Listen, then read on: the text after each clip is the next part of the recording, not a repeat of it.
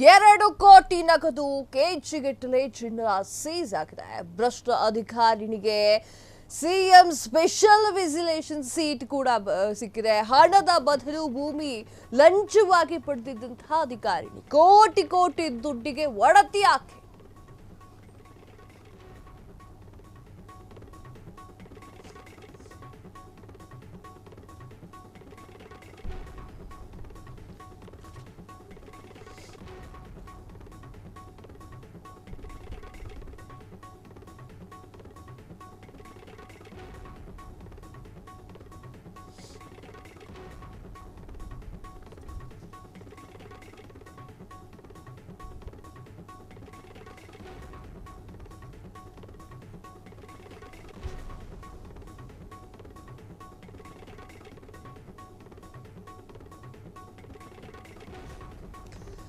ಎರಡು ಕೋಟಿ ನಗದು ಕೆಜಿಗಟ್ಟಲೆ ಚಿನ್ನಾಭರಣ ಸೀಸ್. ಭ್ರಷ್ಟ ಅಧಿಕಾರಿನಿಗೆ ಸಿಎಂ ಸ್ಪೆಷಲ್ ವಿಜಿಲೆನ್ಸ್ ಸೇಲ್ ಭಲೆಯನ್ನ ನೀಡಿದೆ.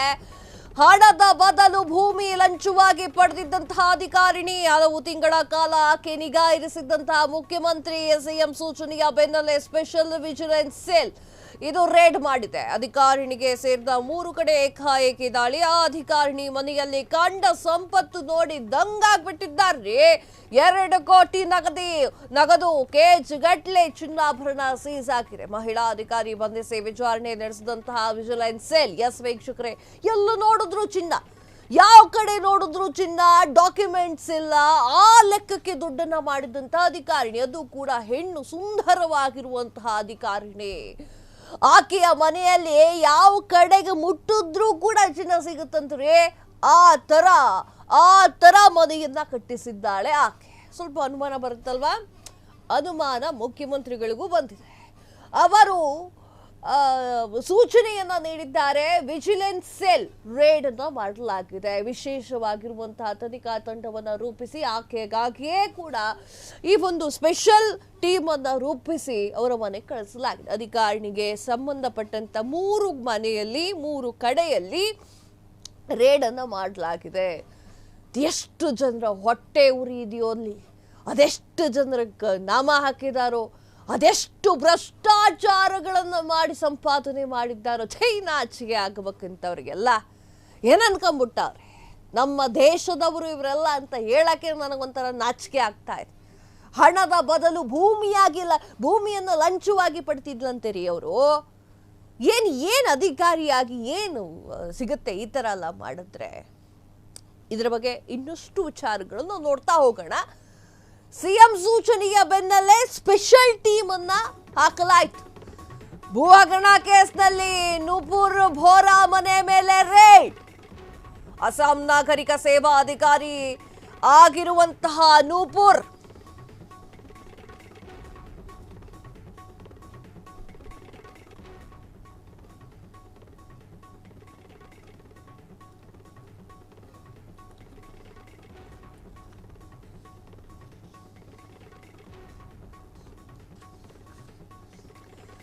ಭೂ ಹಗರಣ ಕೇಸ್ನಲ್ಲಿ ನೂಪುರ್ ಬೋರಾ ಮನೆ ಮೇಲೆ ರೇಡ್. ಅಸ್ಸಾಂ ನಾಗರಿಕ ಸೇವಾ ಅಧಿಕಾರಿ ಆಗಿರುವಂತಹ ನೂಪುರ್ 2019ರಲ್ಲಿ ಅಸ್ಸಾಂ ನಾಗರಿಕ ಸೇವೆಗೆ ಸೇರಿದಂತಹ ನೂಪುರ್ ಬೋರಾ ಭಾರೀ 6 ವರ್ಷದಲ್ಲಿ 16 ಕೋಟಿ ಮೌಲ್ಯದ ಆಸ್ತಿ ಸಂಪಾದನೆ.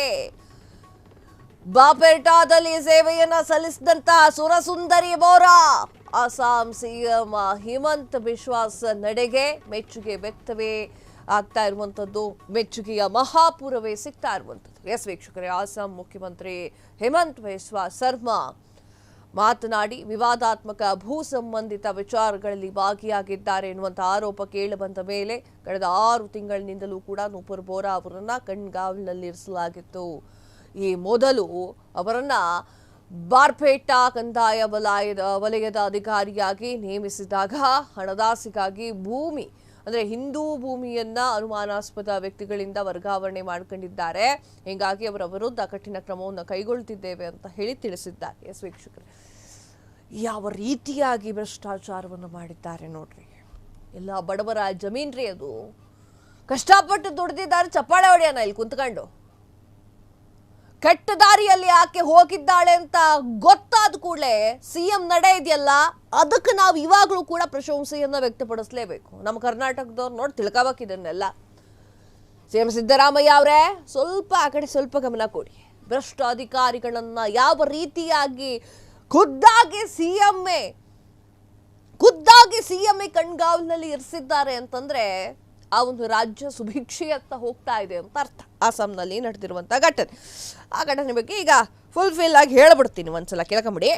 ಭೂ ಹಗರಣದ ಕೇಸ್ನಲ್ಲಿ ಬೋರಾ ಎನ್ನುವಂತಹ ಅಧಿಕಾರಿಯ ಮನೆ ಮೇಲೆ ರೇಡ್ ಮಾಡಲಾಗುತ್ತೆ. ಆಕೆ 2019ರಲ್ಲಿ ಅಸ್ಸಾಂನ ನಾಗರಿಕ ಸೇವೆಗೆ ಸೇರಿದಂತಹ ಬೋರಾ ಅಸ್ಸಾಂ ನಾಗರಿಕ ಸೇವಾ ಅಧಿಕಾರಿಯಾಗಿ ಕಾರ್ಯವನ್ನು ನಿರ್ವಹಿಸ್ತಾ ಇದ್ರು. ಬರೀ 6 ವರ್ಷದಲ್ಲಿ 16 ಕೋಟಿ ಮೌಲ್ಯದ ಆಸ್ತಿ ಸಂಪಾದನೆ ಮಾಡ್ತಾಳೆ.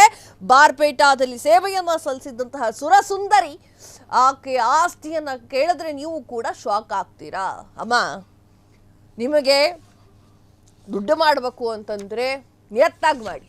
ಅಧಿಕಾರಿಯ ಜಾಗದಲ್ಲಿ ಇದ್ದುಕೊಂಡು ದುಡ್ಡು ಮಾಡ್ತಾ ಜನಸಾಮಾನ್ಯರ ಹೊಟ್ಟೆ ಮೇಲೆ ಹೊಡಿತಿದ್ದೀರಾ ಅಂದ್ರೆ ನಾಚಿಕೆ ಆಗ್ಬೇಕು ನಿಮಗೆ. ಹೊಟ್ಟೆಗನ್ನ ತಿನ್ನಲ್ಲ ನೀವು. ಆ ಸಿಎಂ, ಅಸ್ಸಾಂನ ಸಿಎಂ ಆಗಿರುವಂತಹ ಹಿಮಂತ ಬಿಸ್ವಾ ಸರ್ಮಾ ಅವರಿಗೆ ಪ್ರಶಂಸೆಯನ್ನ ವ್ಯಕ್ತಪಡಿಸಲೇಬೇಕು. ಕ್ಷಣ ಕ್ಷಣದ ಸುದ್ದಿಗಳಿಗಾಗಿ ಫ್ರೀಡಂ ಟಿವಿ ಸಬ್ಸ್ಕ್ರೈಬ್ ಮಾಡಿ, ಲೈಕ್ ಮಾಡಿ ಹಾಗೂ ಫಾಲೋ ಮಾಡಿ. ಹೊಸ ಸುದ್ದಿಗಳ ನೋಟಿಫಿಕೇಶನ್ಗಾಗಿ ಬೆಲ್ ಐಕಾನ್ ಮೇಲೆ ಕ್ಲಿಕ್ ಮಾಡಿ.